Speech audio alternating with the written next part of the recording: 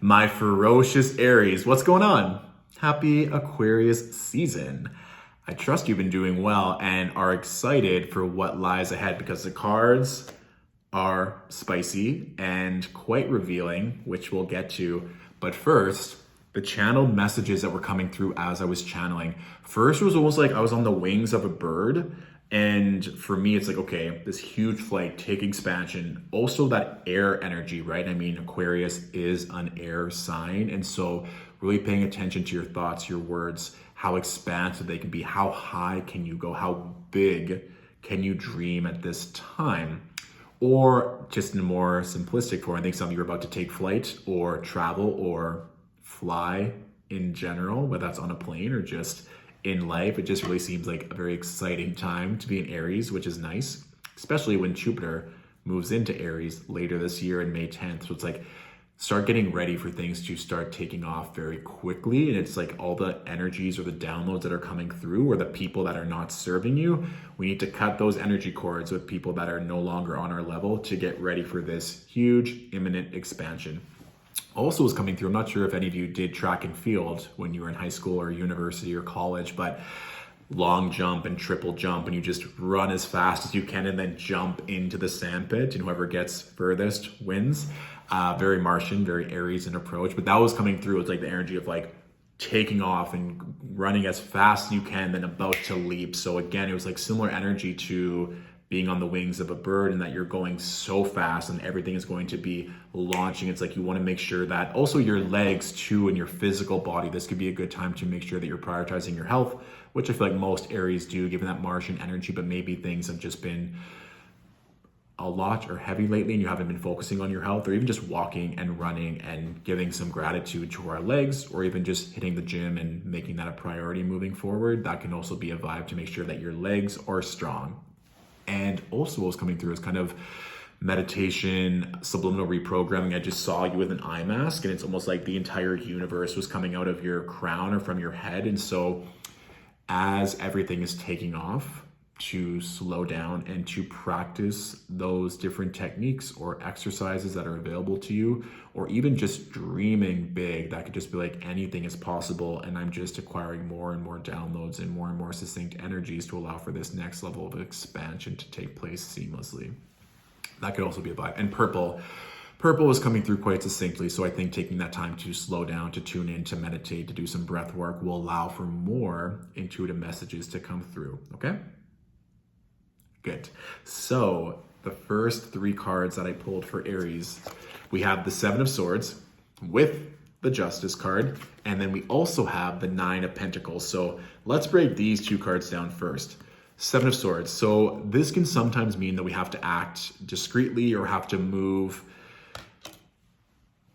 in the shadows because our views or what we want aren't aligned with other people. Swords representing air. So sometimes it can be our own self-sabotaging beliefs, doubts, or fears that are getting in our own way. What's interesting is that I think that some of you may be sabotaging yourself with that Seven of Swords and Justice card, or going to court or trying to get something finalized where there was maybe someone who wasn't acting ethically, or intuitively you feel like there might be someone who is out to get you or an enemy. And I don't want to be dramatic. It's not obviously going to apply this way to everyone, but just kind of taking stock of like, if there's someone in your life that you maybe feel uncomfortable around or maybe isn't happy for your success, this is just now, Aries. Never mind what's going to be happening later on this year. So with that Justice card, of course, representing Libra, a little bit of energy with Venus as well, of just rebalancing, recalibrating your relationships to see who's in your corner, who's not. I'm also kind of hearing employees as well, for those of you who run a business, maybe just making sure that everything is accounted for, checking in with your staff, checking in with management to make sure that no one's trying to sneak under the radar. And even for you as well, Aries, you might be the Seven of Swords figure yourself and maybe trying to get past certain government or legal matters and trying to be sneaky. So just be careful if you are in that place, that you're not doing anything illegal or doing anything that can get you in trouble, because sometimes that Justice card can swing back and kind of knock you down a little bit.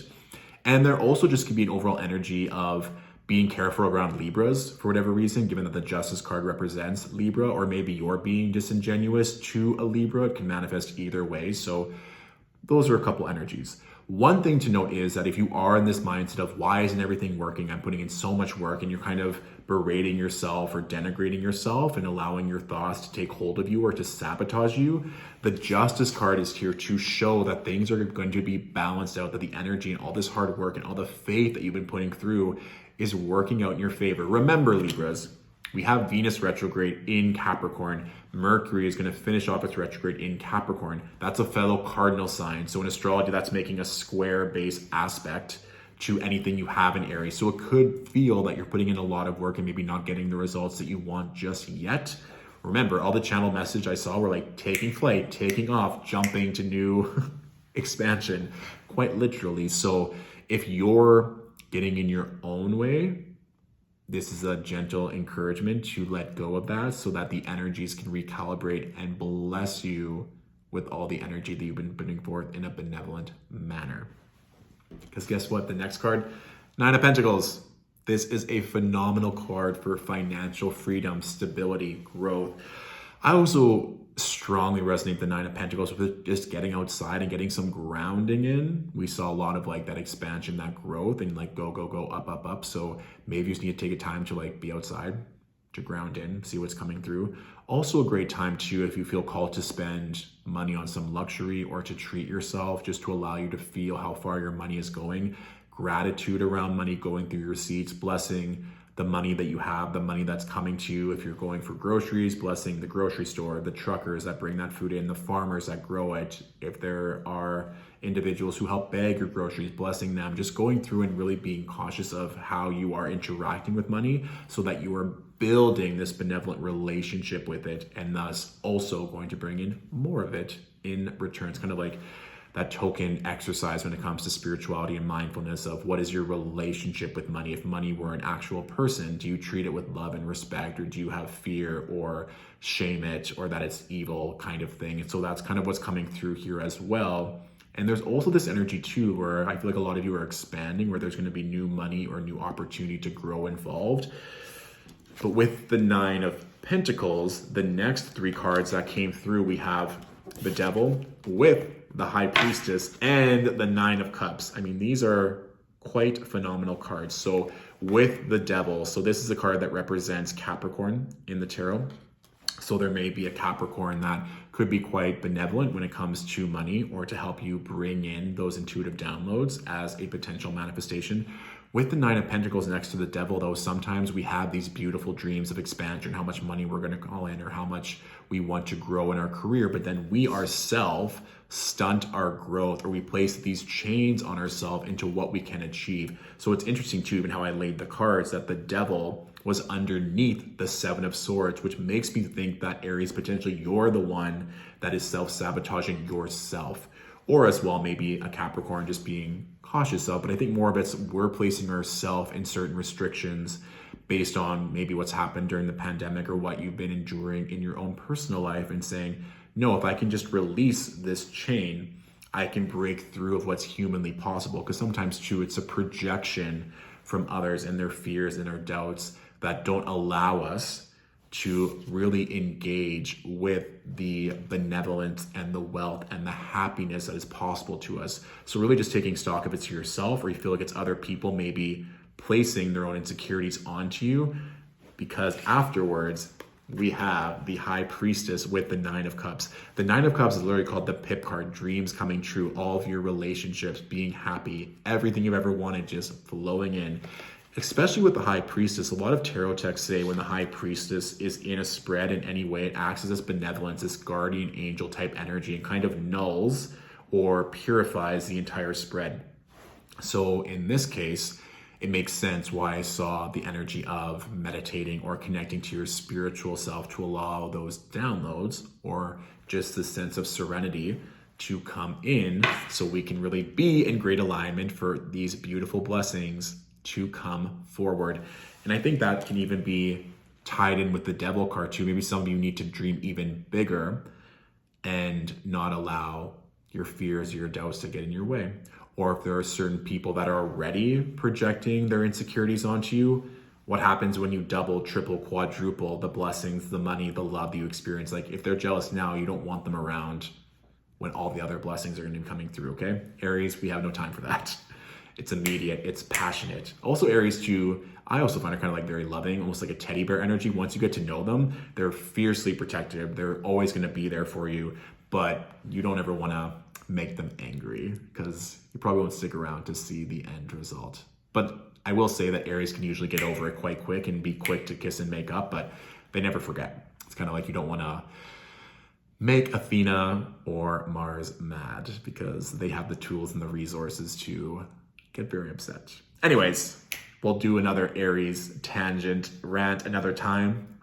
All I'm saying is if you can allow yourself to break free of certain chains and restrictions or certain relationships or certain mindsets that are holding you back, the expansion is imminent. Please trust your intuition, getting clear on that, making time for your spiritual practices, because a lot of that karmic blessing or rebalancing or the blessings that are coming through will happen when we allow ourselves to tune into that, especially with Aquarius being a fellow air sign, air and fire, quite compatible. So this is a great season for that expansion to occur. So that is my general reading for you all this Aquarius season.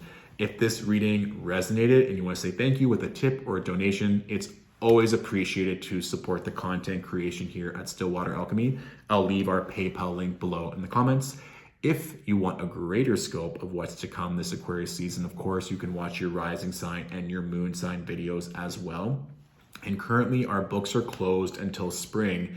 However, I now have one more spot open starting the 7th of February for anyone who's looking for long-term ongoing coaching and mentorship. So if you're curious and want to learn more, you can head to our website, send us a message through the Contact Us page, and we can give you additional information, okay? Thank you all for watching. Have a phenomenal, successful, expansive Aquarius season, and I'll talk to you soon. Bye.